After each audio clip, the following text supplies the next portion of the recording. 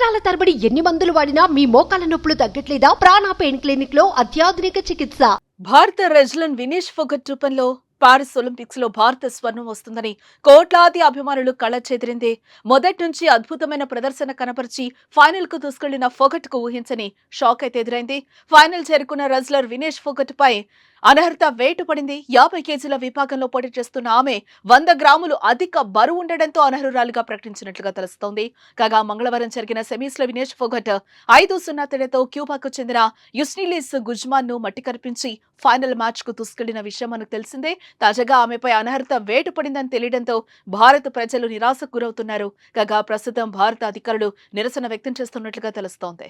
Wrestling లో వినేష్ ఫోగట్ ఫైనల్లో పతకం సాధిస్తుందని ఆశతో ఎదురు చూస్తున్న భారత అభిమానులకు ఈ వార్తను జీర్ణించుకోలేకపోతున్నారని చెప్పుకోవచ్చు. ఇవాళ రాత్రి ఫైనల్లో వినేష్ అమెరికా రెజ్లర్ తో తలపడనుంది.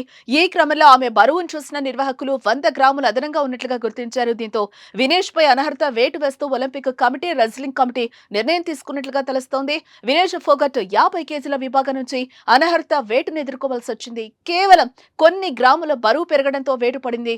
దయచేసి వినేష్ ప్రైవసీకి భంగం కలగకుండా ప్రవర్తించాలని విజ్ఞప్తి చేస్తున్నాం. అనర్హత వేటు వార్తలను పంచుకోవటం అత్యంత బాధాకరం అని భారత ఒలింపిక్ సంఘం వెల్లడించింది.